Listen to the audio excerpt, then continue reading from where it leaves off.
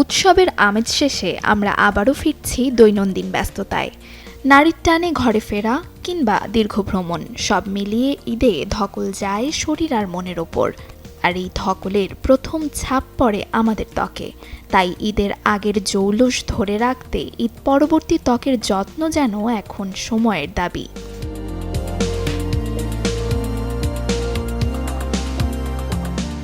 ঈদের আনন্দ ভাগাভাগি করতে মাইলের পর মাইল পথ পাড়ি দেওয়া কিংবা ঈদ আয়োজন আর অতিথি আপ্যায়নের পরিশ্রম, অনিয়মিত এমন রুটিনে ত্বক হয়ে পড়ে মলিন ও নিষ্প্রাণ।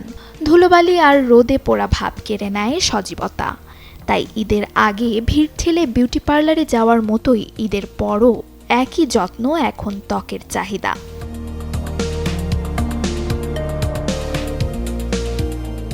ত্বকের গভীর থেকে ময়লা পরিষ্কার করতে এবং ব্রণের উপদ্রব কমাতে এই সময় একটি ক্লিনজিং ফেসিয়াল করিয়ে নিতে পারেন।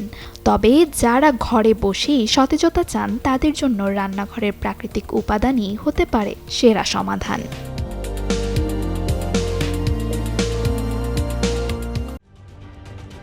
ঢালাইয়ে দৃঢ়তা, নির্মাণে নিশ্চয়তা, প্রিমিয়ার সিমেন্ট, ঢালাইয়ের রাজা।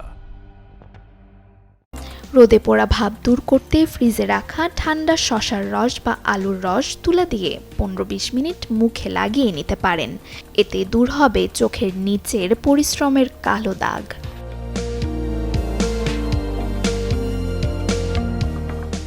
সতেজ ও উজ্জ্বল ত্বকের জন্য বেসন, টক দই ও গোলাপ জলের জাদুকরী মিশ্রণ হতে পারে সেরা সমাধান।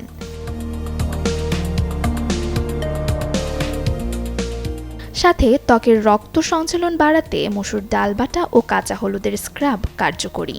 এটি আলতো করে ঘষে কুসুম গরম পানিতে ধুয়ে নিলেই ত্বকে ফিরবে প্রাণ।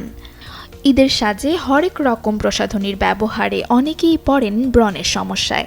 সেক্ষেত্রে প্রাকৃতিক উপাদানের এই ক্লিনজিংয়ে মিলবে উপকার।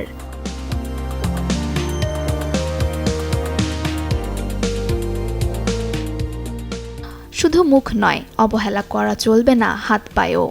ম্যানিকিউর ও প্যাডিকিউরের পাশাপাশি কাঁচা হলুদ ও মধুর মিশ্রণ ব্যবহার করতে পারেন। এতে নিমিষেই দূর হবে কালচে ভাব।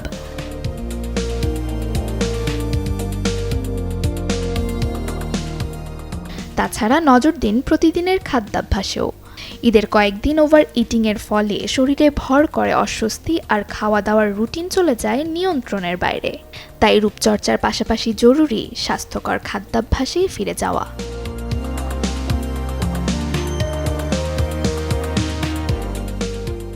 Desk report, channel 24।